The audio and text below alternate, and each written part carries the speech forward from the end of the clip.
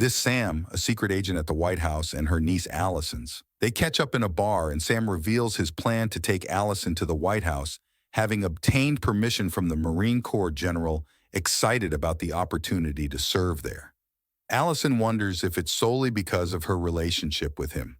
Sam then explained that he's taking Allison because she's the most exceptional among the other Marines, and they laughed. Meanwhile, news spreads about the American president planning to cooperate with a country in Eastern Europe near Russia, particularly oil matters despite opposition.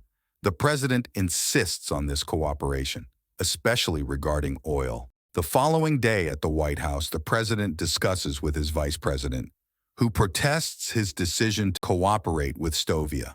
According to her, this decision is highly controversial, as it is known that the oil in Stovia is largely controlled by the Mafia. However, the president remains firm on his decision. On the other hand, Allison, now stationed at the White House, while Sam instructs his team to prepare to escort the president to Stovia to finalize the cooperation between the two countries. After that, Sam then tells Allison, who is now stationed at the White House, that she'll accompany him to Stovia tomorrow to escort the president on Air Force One, the advanced and luxurious aircraft owned by the United States government. Upon hearing this, Allison gave in because she's dreamt of flying on Air Force One since she was a teenager. Somewhere in the Stovia, General Rodionov strongly opposes the president's decision to cooperate with the United States. Meanwhile, Rodionov has already taken the president who supports the cooperation hostage and without hesitation orders one of his men to kill the president as a general controlling the oil. Rodionov fears being arrested if Stovia cooperates with America losing control over his country's oil. The scene switch showing one of the American agents test withholding aircraft logistics data, about to get into his car, but suddenly he is attacked from behind and knocked unconscious. Unexpectedly, the man who attacked him is also one of the General Rodionov henchmen named Joan. Quickly, Joan accesses the aircraft logistics data until eventually President Falcon boards the plane and he's escorted to his private room as the plane prepares for takeoff unknownly to them.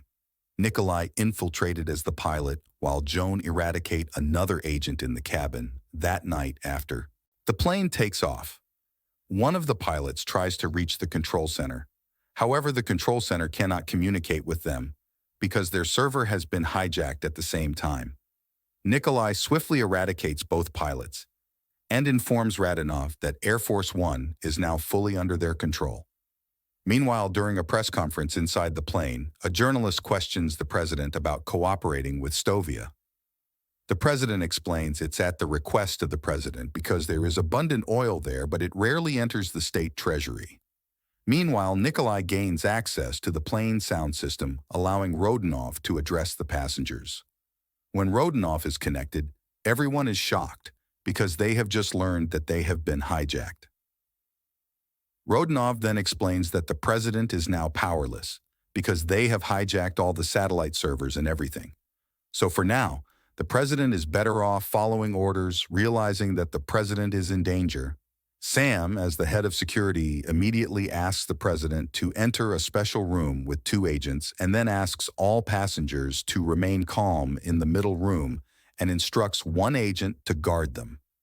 As for the remaining security agents, Sam asks them to search for the infiltrators shortly after. One of the agents guarding the passengers is unexpectedly killed by a journalist from Stovia, who is revealed to be one of Rodionov's henchmen. This journalist, accompanied by another person, signals that there are now 4 infiltrators on the plane. Meanwhile, 2 agents enter the cockpit, only to be swiftly eradicated by Joan from behind. Joan then uses a coded knock to signal Nikolai, who announces their control over Air Force One and demands the president to leave the secure room. Nikolai threatens to harm the passengers if the president refuses, as a demonstration of their control. Nikolai rough handles the plane, causing Sam's leg to be pierced. Sam then asked Allison that her main task was to protect the president and instructed her to move to another location while he tended to his leg wound. Meanwhile, Nikolai continued to threatening the president to leave the secure room, giving him 9 seconds, and Nikolai begins to count because they will not play around with their threats. Eventually, the president complied and two of the passengers were held as he moved two agents guarding him. Joan came from behind the president and eradicated the guards.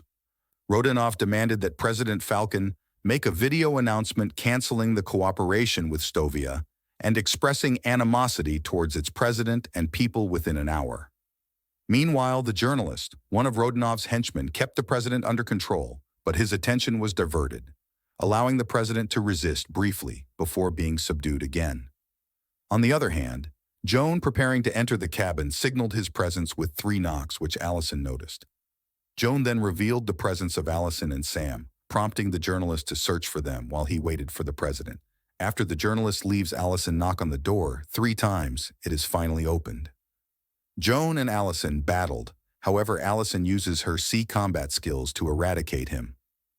One of the henchmen notices movement from the adjacent room where Sam is located. When he attempts to subdue Sam, the journalist appears while pointing a gun. He tried calling Joan, who has already been eradicated by Allison. The journalist then alerts Nikolai to search for Joan. Nikolai switches the plane to autopilot and rushes to Joan's location. Meanwhile, Allison and the president are unsure of their next move. A journalist warns Allison to surrender, threatening to kill her Uncle Sam.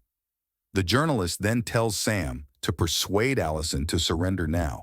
However, Sam urges Allison to prioritize protecting the president and asked her not to surrender, knowing they'll all be killed anyway.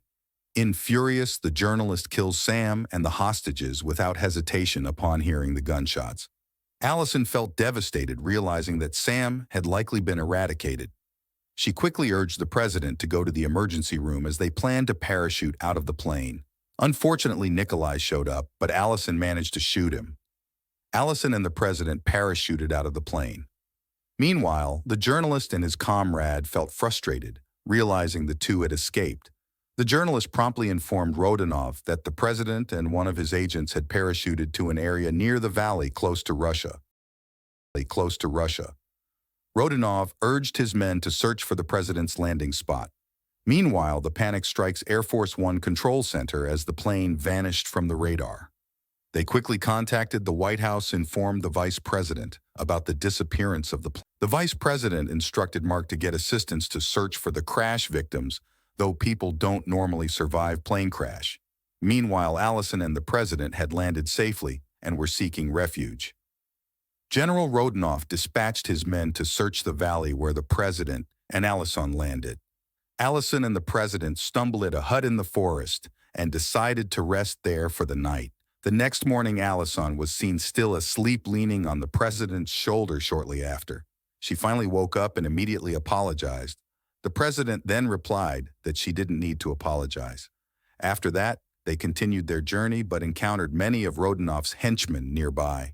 Allison began to eradicate them, but they soon found themselves outnumbered.